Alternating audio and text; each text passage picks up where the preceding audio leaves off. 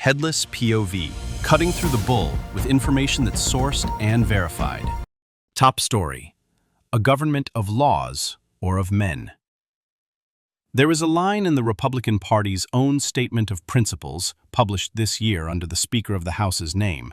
It reads, "America is a government of laws and not of men, and justice must be administered equally and impartially to all." Hold that sentence. This week tested it. What happened? On Friday, the 125 member nations of the International Criminal Court voted to remove their chief prosecutor. 82 in favor, 13 against. 63 were needed. It is the first time in the court's history that member states have fired a sitting chief prosecutor. The prosecutor is Karim Khan, a British barrister, the man who sought war crimes warrants against Israel's prime minister and its former defense minister. He was removed over allegations of sexual misconduct with a female aide, allegations he denies. The timeline, because it matters. Khan stepped aside in May of last year when the UN opened an investigation. He was suspended this June. Friday's vote made it permanent. So he hasn't run the office in over a year. Friday's vote was the formal ending. The allegations are serious and deserve to be taken seriously.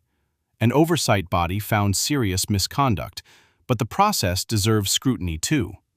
Khan's lawyers and more than 180 human rights groups say he was removed without a fair chance to answer, by an executive vote, while under U.S. sanctions, while the entire court sat under the heaviest political pressure of its existence. Who was applying that pressure? The administration of the U.S. president and the president himself.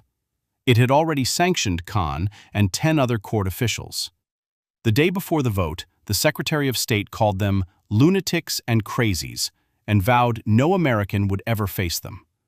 The stated goal, in the administration's own words, is to dismantle the court brick by brick. Within hours of the vote, Venezuela quit the court entirely. That is the company this policy keeps. And here is what that campaign did not accomplish. The court still stands. It stands on the shoulders of 2 deputy prosecutors who have run the office since Khan stepped aside, and who were themselves sanctioned by this administration last August for the crime of keeping the warrants alive. They kept them alive anyway. Every warrant remains in force. Only the court's judges can withdraw them, and the judges have refused, repeatedly. Israel's foreign minister demanded on Friday that they be dropped immediately. They were not. The acting prosecutor is reportedly pursuing more. A new election comes in December. So measure it against the principle: justice, administered equally and impartially to all. A party calling itself the party of law and order spent this week sanctioning judges, insulting a court as lunatics, vowing to tear it down, and cheering when its prosecutor fell. The court held. That is not to this administration's credit. It is to the credit of people who refuse to be bought, sanctioned, or frightened out of doing their jobs. Now the mirror. The same movement that celebrated a man's removal over allegations demands total immunity for its own. A jury found the man at the top liable for sexually abusing a woman in a department store dressing room. This month, after years of stalling, he was finally forced to pay her $5.5 million. He carries 34 felony convictions. His administration still sits on the Epstein files, in violation, a federal judge ruled last month, of a transparency law the president signed himself. For their enemies, allegations are enough to celebrate a downfall.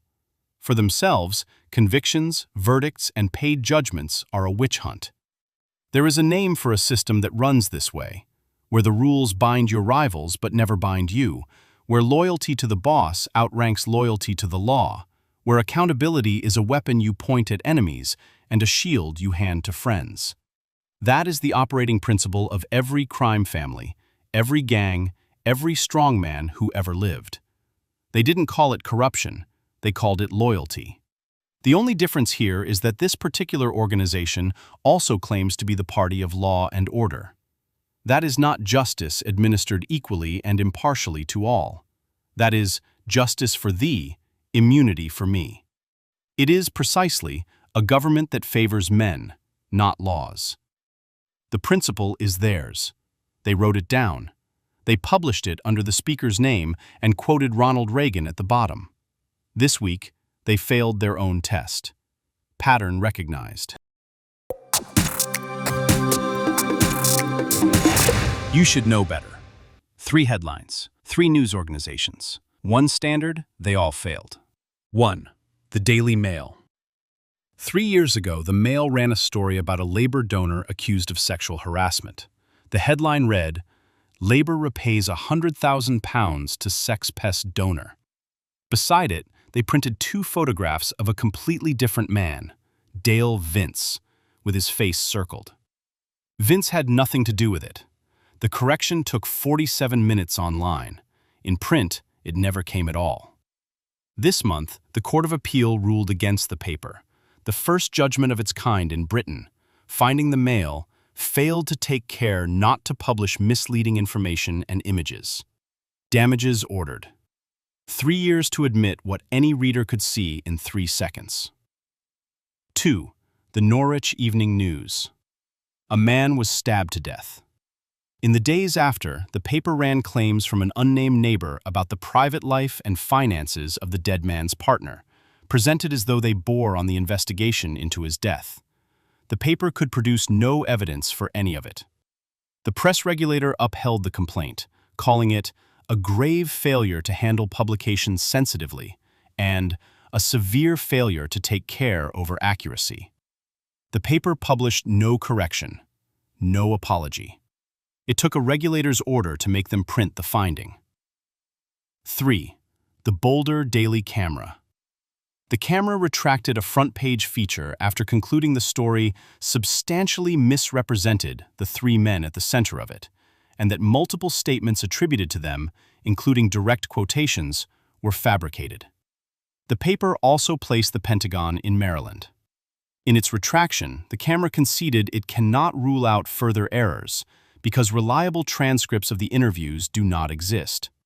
Its own words, "This list does not necessarily constitute every error in the article." You should know better. You've got the facts. Now it's your call. Subscribe today. See you next week.